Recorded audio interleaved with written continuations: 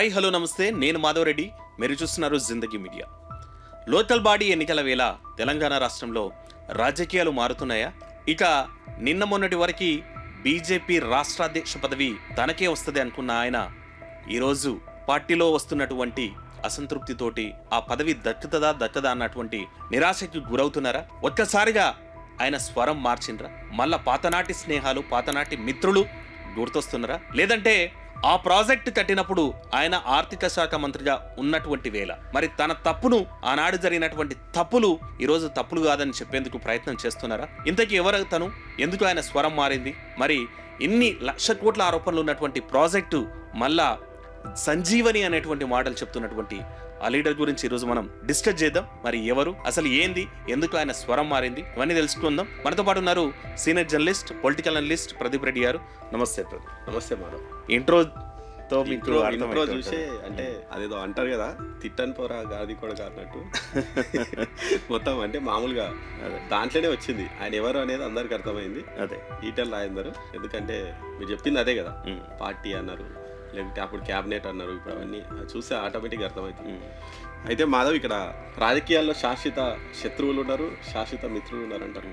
ఎవరితోనైనా కలుస్తారు. కేసీఆర్ అన్నాడు కదా, అప్పట్లో ఉద్యమం టైంలో నేను గొంగల్ పురుగును కూడా ముద్దు పెట్టుకుంటాను.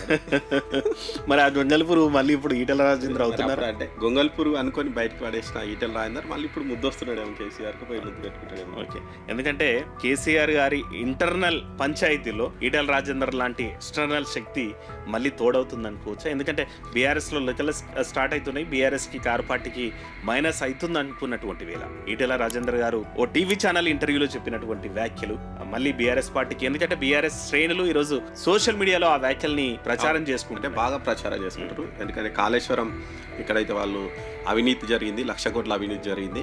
మొత్తం కాళేశ్వరం మొత్తం ఆ డబ్బులు పనికి మాలిన ప్రాజెక్ట్, రకరకాల డబ్బుల మాట పక్కన పెడితే పనికి మాలిన ప్రాజెక్ట్, దాని మీద 1,00,000 కోట్లు ఎవరైతే కాంగ్రెస్ వాళ్ళు ప్రచారం చేస్తారో అందేసలేదు. బీజేపీ కూడా, బీజేపీ వాళ్ళు కూడా, నిజానికి బీజేపీ అన్నది, కాంగ్రెస్ అన్నది, బీజేపీలో ఇప్పటికీ కొంతమంది ఎంపీలు అసలు కాళేశ్వరం వేస్ట్ అది ఇదని, అసలు ఈటెల రాజేందర్ కామెంట్లో ఆయన వ్యక్తిగతం పార్టీకి సంబంధం లేదని కూడా మన కిషన్ రెడ్డి అన్నటువంటి సందర్భం కూడా ఉండే.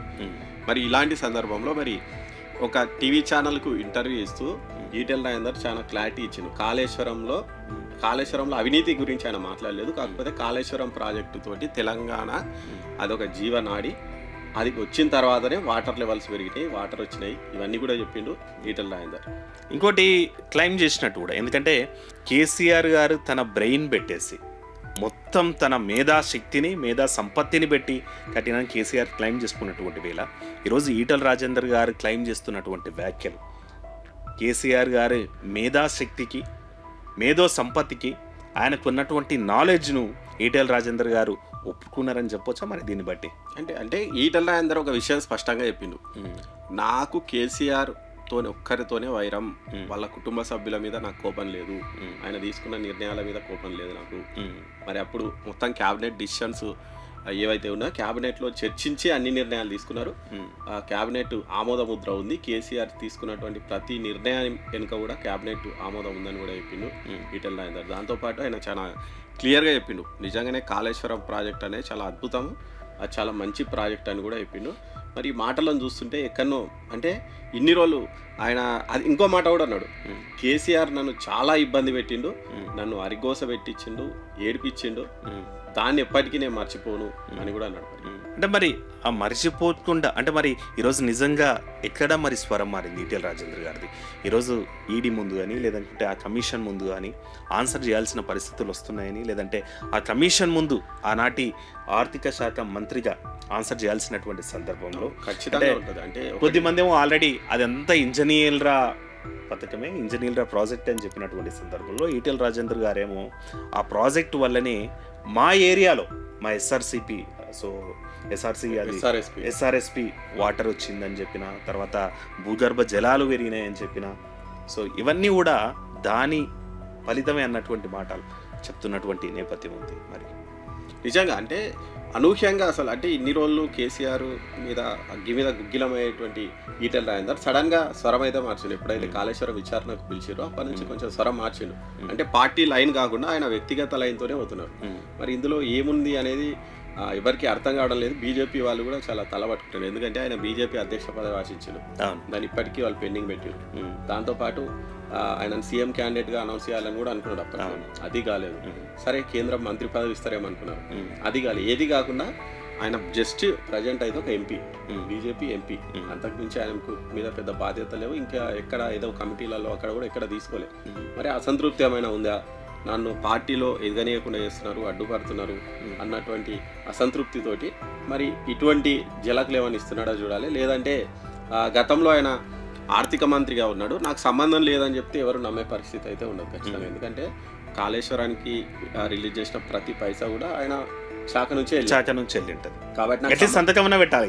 నాకు సంబంధం లేదంటే ఇదే పరిస్థితి ఎవరు ఉండరు, నమ్మే పరిస్థితి ఎవరు ఉండదు. కాబట్టి మరి ఈ స్టాండ్ తీసుకున్నాడా, బీజేపీకి ఒక జలకిచ్చేదా, లేదంటే మరి కేసీఆర్ కు ఈటెల రాజేందర్కు మధ్య సిగ్నల్ ఇస్తున్నారా ఏమైనా మరి, ఎందుకంటే సంధి ప్రయత్నాలు ఈ కమిషన్ ముందు హాజరయ్యే కంటే ముందు కూడా సోషల్ మీడియాలో లేదంటే మీడియాలో అక్కడక్కడ వార్తలు, అంటే వాస్తవం ఎంత ఉందో మాట పక్కన పెడితే హరీష్ రావు గారు ఈటెల రాజేందర్ గారు కలిసి మాట్లాడుకున్నారు అన్నటువంటి వార్తలు కూడా అనిపించినాయి. అవి గాలి వార్తలే అని కొట్టేసినప్పటికి కూడా వాళ్ళకి కొట్టేద్దాం అట్లే. కానీ ఈరోజు ఈటెల రాజేందర్ గారి స్వరం మారడం ఇంకలా, మరి అట్లాంటి డిస్కషన్ అట్లాంటి చర్చలు ఏమన్నా జరిగినాయి అనుకోవచ్చా?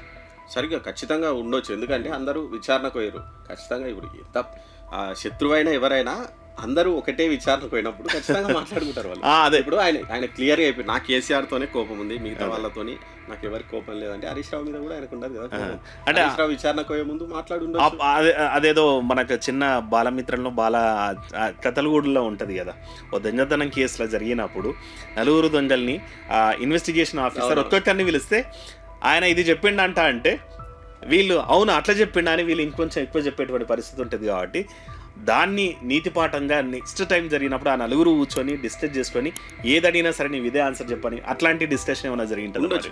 ఇంటర్నల్ గా జరిగి ఉండొచ్చు. ఎవరు ఖచ్చితంగా వాళ్ళు అయితే చెప్పారు, ఈటెల రాజేందర్ కూడా చెప్పాడు, నేను మాట్లాడనని చెప్తాడు ఆయన కూడా. కానీ ఒకే కమిషన్ విచారణకు వీళ్ళందరూ కలిసి పోతురు, ఒకరికి పోతురు అంటే ఖచ్చితంగా సమాధానాలు పొందడం ఉండాలటువంటి పరిస్థితుల్లో ఖచ్చితంగా డిస్కస్ అయ్యి ఉంటుంది, కంపల్సరీ అయ్యి ఉంటుంది. అవి అయితే బయటపడవు, ఖండిస్తారు, ఖచ్చితంగా ఖండిస్తారు. సరే ఖండించిండ్రు, డిస్కషన్ చేసుకోలేరు అనుకుందాం. కానీ ఇప్పుడు ఆల్ ఆఫ్ సడన్గా మరి కాళేశ్వరం ఎందుకు అంత మంచి ప్రాజెక్ట్ అయింది, అది మళ్ళా తెలంగాణకు సంజీవన్ లాగా లేదంటే ఉత్తర తెలంగాణకి సంజీవన్లా ఎందుకు మారింది అన్నదే పాయింట్. దాన్ని అంటే ఇన్ని రోజులు బీజేపీ అయితే చాలా గట్టిగా వ్యతిరేకిస్తుంది. నిజంగా కాళేశ్వరం ప్రాజెక్టు మొత్తం అక్రమాలు జరిగినాయి, దాని నాణ్యత లోపించింది, అందుకే మేడిగడ్డ బ్రిడ్జి కుంగింది, అన్నారావు సింధిల బ్యారేలు కూడా పనికి రాకుండా అయినాయని కాంగ్రెస్ ఆరోపించింది. దాంతోపాటు బీజేపీ నేతలు కూడా చాలా తీవ్రంగా ఆరోపించారు. ఇలాంటి టైంలో బీజేపీలో ఉన్నటువంటి ఒక కీలక నేత మరి ఈటెల రాజేందర్ దానికి క్లీన్ చిట్ ఇవ్వడము అనేది మాత్రం మరి బీజేపీకి పెద్ద దెబ్బనే చెప్పొచ్చు. ఎందుకంటే ఒక కీలకమైనటువంటి లీడర్, ఒక రాష్ట్ర అధ్యక్ష పదవి ఆశిస్తున్నటువంటి లీడరు, అలాంటి లీడరు కాళేశ్వరానికి క్లీన్ చిట్ ఇచ్చింది. జలకిచ్చేటువంటి ప్రయత్నంలో, ఎందుకంటే మీరు అన్నట్టు కూడా 3-4 నెలల నుంచి కూడా రాష్ట్ర అధ్యక్ష పదవి తనకే వస్తుంది అన్నటువంటి ప్రచారం కూడా జరిగింది. తర్వాత ఎందుకో మరి ఆల్ ఆఫ్ సడన్గా అయితే సరే ఆగిపోయినటువంటి పరిస్థితి ఉంది. ఇప్పుడు మనకి ఈ మంత్ ఎండ్ కానీ నెక్స్ట్ మంత్ ఎండ్ వరకు కూడా, ఎందుకంటే రాబోతున్న 2-3 నెలల్లో మన బీఆర్ ఎలక్షన్స్ ఉన్నాయి, ఆలోపే అంటే నెక్స్ట్ మంత్ కానీ ఈ మంత్ ఎండ్ కానీ నెక్స్ట్ మంత్ ఎండ్ వరకు కూడా జాతీయ అధ్యక్ష పదవి అధ్యక్షుని ఎన్నుకోవాల్సిన పరిస్థితులు. సో అందులో భాగంగానే కొన్ని రాష్ట్రాలకి కొత్త అధ్యక్షులను ఎన్నుకోవాల్సిన బాధ్యత కూడా. ఎందుకంటే బీజేపీ సిద్ధాంతపరంగా సైద్ధాంతిక పరంగా 50% ఆఫ్ స్టేట్లల్లో అధ్యక్షులు నియమించిన తర్వాతనే జాతీయ అధ్యక్షుని కూడా ఎన్నుకోవాల్సిన పరిస్థితి ఉంటుంది. ఆ స్టేట్లలో తెలంగాణ కూడా ఉంది. అంటే ఆల్మోస్ట్ ఈ మంత్ ఎండో నెక్స్ట్ మంతో తెలంగాణకు కూడా కొత్త బీజేపీ అధ్యక్షుడు వస్తున్నారు అన్నటువంటి వార్తల నేపథ్యంలో మరి బీజేపీకి ఈటెల రాజేందర్ జలకిచ్చిండే అనుకుందాం కాసేపు మీరు అన్నట్టు కూడా. మరి బీజేపీ పార్టీ ఎట్లా అంటే తన కెరీర్ పొలిటికల్ కెరీర్ జలకిస్తాడు అని నేను అనుకోవట్లేదు. ఎందుకంటే ఆయన ఎంపీగా ఉన్నాడు, కేంద్రంలో బీజేపీ అధికారంలో ఉంది. ఇలాంటి పరిస్థితుల్లో ఆయన వ్యతిరేక మాటలు మాట్లాడి దానికి జలకిచ్చేటువంటి పరిస్థితి ఉండకపోవచ్చు. ఇప్పుడు రాజాసింగ్ చూసినాం మనం, బీజేపీలో రాజాసింగ్ ఆయన ఎట్లా మాట్లాడుతున్నాడు మనం చూసినాం, డైరెక్ట్ అటాక్ చేస్తున్నాడు. మరి ఆ రాజాసింగ్ మీదనే బీజేపీ వాళ్ళు ఇప్పటివరకు ఎలాంటి చర్యలు తీసుకోవట్లేదు. ఈటెల రాజేందర్ ఆ రాజాసింగ్ ఏమో డైరెక్ట్ అటాక్ ఉంటుంది, ఈటెల రాజేందర్ ఏమో ఇట్లా చిన్నగా తలుపు చెక్కతోని కొట్టినట్టు అంటే ఈటెల రాజు అట్లుంటాయి. తననే రాజాసింగ్ ఏమంటలేరు, నన్ను ఏమంటారు అన్న ఆలోచన ఏమన్నా మరి ఈటెల రాజేందర్కి ఉండొచ్చు. అంటే ఆయన జలకిచ్చేటువంటి పరిస్థితి ఉండకపోవచ్చు, ఎందుకంటే అధికార పార్టీ కాబట్టి ఆయన దూరం పోయే పరిస్థితి అయితే ఉండదు. కాకపోతే ఆయన నేను చాలా క్లియర్ గా ఉన్నా, ఎక్కడ ఉన్నా కానీ నేను చేసిందే చెప్తా అని జనాలకు చెప్పుకోనికినేమో. అంటే ఆ పార్టీ మారినంబడే మొత్తం విమర్శిస్తున్నప్పుడు మంచిగా ఉన్నటువంటి ప్రాజెక్ట్ ఇప్పుడు ఎందుకు వ్యతిరేకమైంది, అప్పుడేం చేసిండు, ఆర్థిక మంత్రిగా ఉండి అప్పుడే దాన్ని వ్యతిరేకించవచ్చు కదా అని అడుగుతారు ఖచ్చితంగా. మరి ఇప్పుడు ఈ సందర్భంలో మీరు అన్నట్టు కూడా వ్యతిరేకించొద్దు అన్నటువంటి సందర్భంలో మరి ఆ 1,00,000 కోట్ల అవినీత, లేకపోతే 80,000 కోట్ల అవినీత, లేదంటే 50,000 కోట్ల అవినీత, అట్లీస్ట్ 1000 కోట్ల అవినీత, ఈ అవినీతిలో ఈ ప్రాజెక్టు మంచి ఉందని చెప్తే మరి ఆనాటి ఆర్థిక శాఖ మంత్రిగా, లేదనుకుంటే ఈరోజు దానికి క్రెడిట్స్ ఇస్తున్నటువంటి నేపథ్యంలో మరి ఆ అవినీతి కూడా ఈటెల రాజేందర్ గారికి అవగాహన లేదనే అవకాశం ఉందా?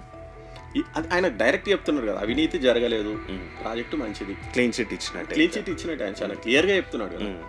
నిజంగా ఆయన ఒక పెద్ద ఛానల్కి పోయి ఇంటర్వ్యూ ఇచ్చి దాని మీద స్పెషల్గా మాట్లాడిందంటేనే అది చాలా ప్రీ ప్లాన్డ్గా వచ్చినటువంటి ఇంటర్వ్యూ అని. లేదనుకుంటే ఇది బీజేపీ ప్లాన్ ఏమని అనుకోవచ్చా? ఎందుకంటే బీఆర్ఎస్తో దోస్తాన్, ఎందుకంటే మనం చూసిండే కల్వకుంట్ల వారి ఫ్యామిలీ నుంచే బీజేపీకి బీఆర్ఎస్కి దోస్తాన్ ప్రాసెస్ జరుగుతుందన్నటువంటి విమర్శలు, ఆరోపణలు వచ్చిండే. ఇట్లాంటి పరిస్థితుల్లో ఈ బీఆర్ఎస్ తోటి దోస్తాన్కి పాత మిత్రుణ్ణి మధ్యవర్తిగా పెట్టించి ఇక చెప్పలేము. అదే మాదో మనం చెప్పేది ఒకటే, రాజకీయాల్లో శాశ్వత మిత్రులు శత్రువులు ఉండరు, ఏది ఏమైనా జరగవచ్చు. ఇది అటు పోవచ్చు, అది ఇటు పోవచ్చు. మనం చాలా చూసినాం గతంలో. ఒక చంద్రబాబును తీవ్రంగా వ్యతిరేకించేటువంటి కేసీఆర్ గారు ఒకసారి చంద్రబాబుతో పొత్తు పెట్టుకున్నారు, కాంగ్రెస్తో కూడా పొత్తు పెట్టుకున్నారు గతంలో. అప్పుడు చూసినాం మనం. అంటే అందరితో పొత్తు పెట్టుకున్నారు. చంద్రబాబు మోడీని ఎంత తిట్టిందో మనం చూసినాం. వామపక్ష సిద్ధాంతాలు ఉన్నటువంటి ఈటెల రాజేందర్ గారే కాశ్యప పార్టీకి వెళ్ళినటువంటి పరిస్థితులు ఉన్నాయి. ఇక కాశ్మీర్లో మనం చూసినాం టీడీపీ, అది అసలు వ్యతిరేక పార్టీ. అటువంటివి రెండు భిన్న ధృవాలు కలిసినాయి అక్కడ కూడా. వాళ్ళు కూడా గవర్నమెంట్ కలిపారు కాబట్టి రాజకీయాల్లో అవసరం కోసం ఎవరు ఏమైనా చేస్తారు, అధికారం కోసం ఎవరు ఏమైనా చేస్తారు, ఏది ఎటన్నా పోవచ్చు, ఏమైనా జరగవచ్చు. రేపు కాంగ్రెస్ బీజేపీ గెలవేమో, ఎందుకంటే అవి కాబట్టి అది గెలవే. రెండింటిని పక్కకు పెడితే మిగతా ఏవి ఎక్కడన్నా. దాని మీద కూడా ఇప్పటికీ అక్కడక్కడ బీఆర్ఎస్ విమర్శలు చేస్తుంటది. తెలంగాణ రాష్ట్రంలో బీజేపీ కాంగ్రెస్ రెండొకటే దోస్తాను అన్నటువంటిది రకరకాల విమర్శలు వస్తాయి. కాకపోతే ఈటెల రాజేందర్ ఎపిసోడ్ అయితే కొంచెం ఇంట్రెస్టింగ్ గా ఉంది నిజంగా. ఆయన మాట్లాడడం వెనుక కారణం ఏంది, మరి నిజంగానే మళ్ళీ అటువైపు ఏమైనా చూస్తున్నారా, లేకుంటే మీరు అన్నట్టు బీజేపీ బీఆర్ఎస్ పొత్తుకు ఇవి ఏమైనా సంకేతాలా అనేవి మనకు కూడా బీఆర్ఎస్ బీజేపీ పొత్తుకు సంకేతాలు అన్నటువంటి ప్రచారమే జరుగుతున్నటువంటి పరిస్థితులు ఉన్నాయి. ఎందుకంటే ఈరోజు చాలా మంది బీఆర్ఎస్ సంబంధించినటువంటి కార్యకర్తలు కానీ లేదంటే నేతలు కానీ సోషల్ మీడియాలో ట్రోల్స్ అయితే చేస్తున్నారు. ఇది మా సారు మెదడు మొత్తంగా రంజరించి రాసినటువంటి ఇష్యూలో ఏం జరిగిందంటే బీఆర్ఎస్ వాళ్ళకు మాత్రం చాలా బలమైనట్టు వచ్చింది. ఎందుకంటే ఒక ఈటెల రాజేందర్ అంటే వ్యతిరేక పార్టీలో ఉన్నటువంటి ఒక లీడరు మాకు క్లీన్ చిట్ ఇచ్చిండు అని వాళ్ళు చాలా విపరీతమైనటువంటి మంచి ప్రచారం చేసుకుంటారు. అది జనాలలో కూడా వెళ్తుంది. నిజంగానే కాళేశ్వరం ప్రాజెక్టు అవినీతి జరిగింది మొత్తం అని ఇన్ని రోజులు జనాలలో ఉన్నటువంటి భావన ఏదైతే ఉందో అది క్రమంగా తొలగిపోతుంది. ఎందుకంటే ఇప్పుడు వర్షాలు లేవు. లాస్ట్ టైం చూసినాం మనం, కొంచెం వర్షాలు తగ్గిపోయే వరకు డ్యామ్లలో వాటర్ లేవు. అంటే నిజంగానే కాళేశ్వరం ప్రాజెక్టు ఉన్న 2 పిల్లర్లు లేవు, 2 రిపేర్ చేసి ఎత్తిపోసి అయిపోతున్నాయి కదా అనేది అయితే వచ్చింది. సరే తప్ప ఒప్ప కరెక్టా ఏదైనా పక్కన పెడితే అదొక స్ట్రక్చర్ అయితే ఉంది. కట్టిన ఇంటిని అది మంచిగా ఉన్నా వాస్తు లేకున్నా దానికి ఏదో రిపేర్ చేసి మనం పోయి ఉంటాం. ఎందుకంటే అంత ఖర్చు పెట్టినప్పుడు ఎవరు దాన్ని పడావ పెట్టారు కదా. ఇది కూడా ఎందుకు పడావ పెడుతురు, కావాలనే పెడుతురు అనేది అయితే జనాలలోకి ఇప్పుడు చాలా క్లియర్గా పోతుంది. కాబట్టి దీని మీద ఖచ్చితంగా రేవంత్ రెడ్డి సర్కార్ ఏదో ఒక డిసిషన్ తీసుకోవాలి. సరే అది తప్పు ప్రాజెక్టా ఉప్పు ప్రాజెక్టా ఏది ఉన్నప్పటికీ ఆల్రెడీ మనకు ఆడొక స్ట్రక్చర్ అయితే ఉంది, దాన్ని యూజ్ చేసుకోవాల్సిందే. సో దాని వెనుక ఎందుకు వీళ్ళు ఇప్పుడు ఈటెల రాజేందర్ గారి వ్యాఖ్యల్లో బీజేపీ బ్యాక్ షాడో అనో లేకపోతే బ్యాక్ సపోర్టో లేకపోతే మరి ఈటెల రాజేందర్ గారికి ఇది సెల్ఫ్ గోల్ వేసుకున్నటువంటి నిర్ణయం అని చెప్పుకోవచ్చా? అంటే ఈటెల అంతా ఈజీగా మాట్లాడతారు అని అనుకోవద్దు. ఎందుకంటే ఆయన సుదీర్ఘ రాజకీయ అనుభవం ఉన్నటువంటి నేత. 30 ఏళ్ళు అవుతుంది అనుకుంటా ఆయన రాజకీయాల్లోకి వచ్చి. ఉద్యమం టైంలో వచ్చిండు అంటే దాదాపు 20-25 ఏళ్ళు అయితే అవుతుంది. అప్పటి నుంచి ఆయన రాజకీయాల్లో ఉన్నాడు. కేసీఆర్ గారు ఎన్నుకున్నారు, ఆయన వ్యూహాలు తెలుసు, ఈయన కూడా రాటుదేలిండు రాజకీయాల్లో. కాబట్టి ఆయన నోటి నుంచి ఓ మాట వచ్చింది అంటే దాని వెనుక చాలా కారణాలు అయితే ఉంటాయి. మరి ఆ కారణాలతోనే ఆయన మాట్లాడుతాడు. మరి ఇది మాత్రం ఈటెల మాట్లాడిన మాటలు మాత్రం బీజేపీ ప్రస్తుతం ఉన్నటువంటి స్టాండ్కి అయితే వ్యతిరేకంగా మాట్లాడిండు. మరి ఇంటర్నల్గా జరిగేదానికి మరి పాజిటివ్గా మాట్లాడిండో ఏమో ఇవన్నీ కూడా మనకు త్వరలో అయితే తెలిసే. సో మొత్తం మీద ఇది ఈటెల గారి స్వరం మారిందా లేదంటే బీజేపీ స్వరమే మారిందా? కాలంతో పాటు మనం కూడా వెయిట్ చేయాల్సిందే. థ్యాంక్ యూ ప్రదీప్ గారు. Thank you.